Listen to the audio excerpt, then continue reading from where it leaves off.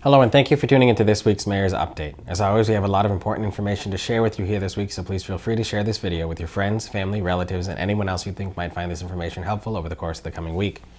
I want to thank everyone who came out to our very successful food truck festival that we had here. We're estimating that we had between 2,000 and 2,500 people in attendance between 1 o'clock and 8 o'clock. There were two different rushes that were there. We had a lunch rush from about 1 o'clock to about 2:30, and then a dinner rush from about 5 o'clock to 6:30 there. It was some very, consistent crowds in between, but a lot smaller for sure. So we're looking at seeing if we can build off of that next year with that elongated time there. But if you have any feedback on how the Food Truck Festival went, if you were able to attend, if you could reach out to Colin Smith, the aide in my office, who put the whole event together. I'm sure we'll be happy to listen to you on any feedback we have as we start planning for next year, as we already do have some trucks who are expressed interest in booking already.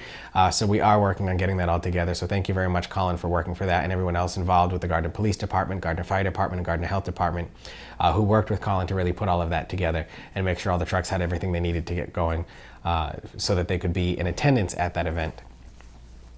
This past week, I had an opportunity to join the recovery community from Alyssa's Place Peer Recovery Center over at Fitness Concepts for their weekly Phoenix CrossFit class.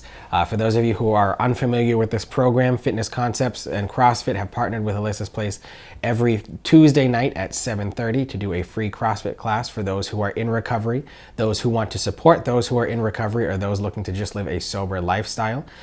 Phoenix, because it's Rise and Recover.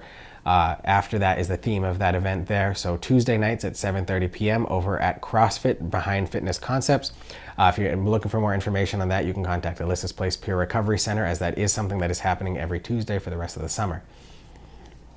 And thank you very much to the people at Alyssa's Place for inviting me to join you for that event this past week. Haywood's Surgical Pavilion is continuing to move forward. And we may do an update before the end of the summer at that location as well there too, so you can see some of the work that's being done. But this is done in partnership with the hospital in the city. For those of you who may remember, they're constructing about 8 new surgical operating rooms and several new recovery rooms associated with that there. The DPW came in this past week and put all new concrete sidewalks, as well as installed a new island at the intersection of Green Street and Woodland Avenue to slow traffic down, because there were some instances where we had a very high count of accidents that were taking place for people taking the turn from Woodland Avenue onto Green Street at approximately on average 45 miles an hour.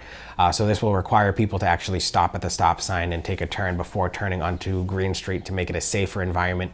The hospital and the traffic commission are both in favor of this here too, so the DPW went ahead and did that. And the paving of Woodland Avenue is took place this past week as well. So we've got a lot of work going on in that area of the city. We've also had new sidewalks installed in the downtown area as part of the Downtown Infrastructure Improvement Project that's being done as part of our Community Development Block Grant funding. It's a 6-year project that's in its second phase. It's almost at its third year in the project here too, of about $600,000 a year going into the different sidewalks, crossing ramps, lighting structures, crossing signals, and things like that in the downtown area. Next year we'll be up in the Greater Monument Park area. This year we're on Parker Street. We did have an instance in where an individual did go underneath the caution tape and walk on the wet concrete. That individual was arrested and charged by the Gardner Police Department and is responsible for the repairs that have to be made there for the footprints that were in the wet concrete. So that will all be taken care of. But that doesn't negate the fact that we've got almost $1.8 million in improvements that are being made in the downtown in our infrastructure. So thank you very much to the Gardner Police Department for their quick response to that matter, and for our Community Development and Planning Department for overseeing the full projects that we have there, and our DPW for installing the new sidewalks over on Woodland Avenue and Green Street and getting everything done in time so we can really wrap up a lot of the construction projects that we've had ongoing for a couple years here in Gardner. Rivoli Construction was back up at the Uptown Rotary doing repair work where we had that large water main break last year. We had about 3 large divots in the roads. If you travel in that area, you know exactly what I'm talking about. Rivoli Construction came out and completely filled those in now so that the road is level at those locations. So you shouldn't have to worry about any large dips and divots over in the section of the Uptown Rotary and on Green Street where those repairs had been made. Basically what happened is the soil underneath had settled and compacted now that the years passed since that time. So all of those repairs have now been made. Paving around the Uptown Rotary will not be done until next year, even though we paved basically all the corners around it, because the rotary itself is going to be reconstructed by the Commonwealth next spring and summer time frame, so we don't want to have them tear up new asphalt that we put in this year. So we are going to wait to pave the Uptown Rotary until next spring and summer, but until that work is done, at least we have those patches in place so that we can get a level road surface. The Nuoco Pride organization, Northern Worcester County is what Nuoco stands for, had their annual Pride event at the front steps of Gardner City Hall this past week. It was a lot larger than the one we did last year, where only 2 individuals showed up. We had about 30 to 40 individuals this year as part of their celebrations throughout Northern Worcester County for the LGBT community. So I want to thank Anthony Bavenzi and his team for coming back out to Gardner. They're growing in the different communities here. Gardner was asked to join last year as part of 12 communities that they were taking part in. That's now grown to 30 different communities. So thank you very much to that organization for including Gardner in their different commemorations and celebrations that they're doing. And looking forward to seeing how we can work with that organization as we move forward in the future. I want to say congratulations to Mr. Quinton Lemick, Gardner's newest Eagle Scout, who will have his Eagle Court of Honor this coming weekend.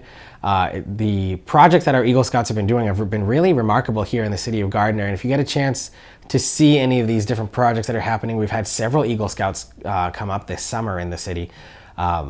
Take a look around and see if you notice anything. We've had everything from library boxes, butterfly beds, reflecting gardens, things like that, just all throughout the city right now as a result of these individuals just looking to make a difference in their community as part of their scouting career. So thank you very much, Quinton, for the work that you've done here in the city of Gardner, and congratulations on earning your Eagle Scout Award.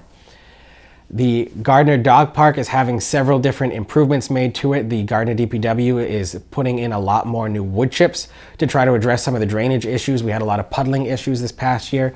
All of the wood chips that we put in at the dog park are actually made from trees that we've cut down here at the city. We take the trees back to the DPW, grind them down, and lay out the wood chips from those grindings over at the dog park and at the golf course. So we actually don't have to buy any of the mulch that we use at those locations. It's all homemade here from the trees that we cut down. So anytime we go through any projects like that, any road construction, any tree cuttings down, we make sure nothing goes to waste. We take all the products that we use from roads we dig up and we put that over at the city's gravel mine. And then use that back if we ever need grinding. Same thing with the trees that we cut down. We use those at the dog park, the golf course, and anywhere else we need mulch. So it's something that we've done there.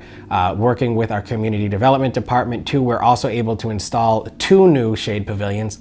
We thought it was just going to be 1, but we've got enough funding now because we did the concrete slabs in-house to put up 2 full shade pavilions over at the dog park there too. So it should have a lot of amenities there too, and the water is fully fixed at the dog park as well. So thank you very much to everyone who's been involved in those different endeavors, and the State and Foundation for giving us the grant to install those shade pavilions and make the dog park itself. We'll have a swim meet this weekend over at the Greenwood Memorial Pool. The Greenwood Swim Club is hosting another swim meet. This one should be smaller than the one we saw in June, but nevertheless, if you're looking at getting a chance to see swimming back in the city of Gardner, pop by the Greenwood Pool after 9 a.m.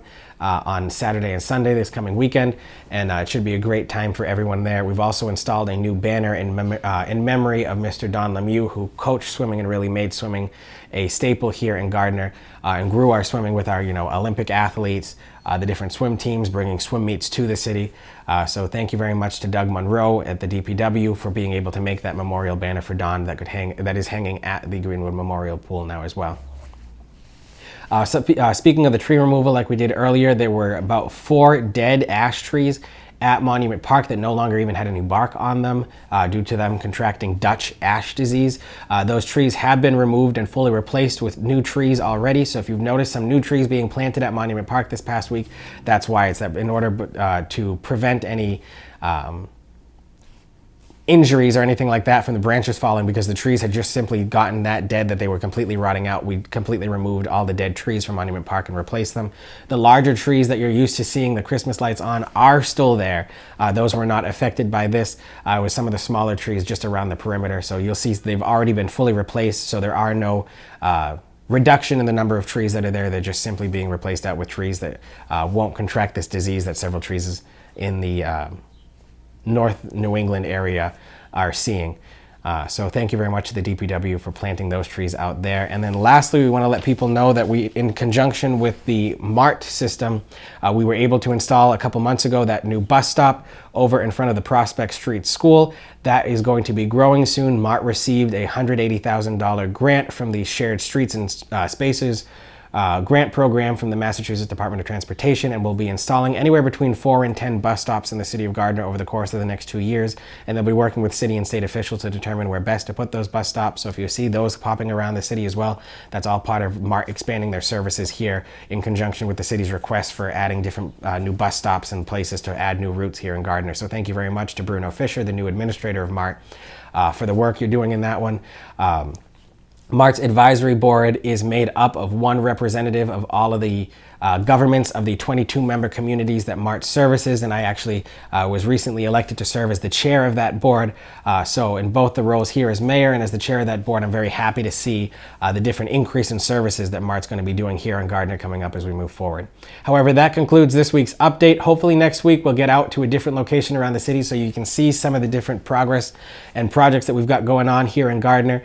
But until then, get out, enjoy the different things that we have to offer, enjoy the warmer weather, and get out into the different trails, parks, and playgrounds that we have here in the city of Gardner. And I look forward to speaking with you again next week. Thank you very much and have a good day.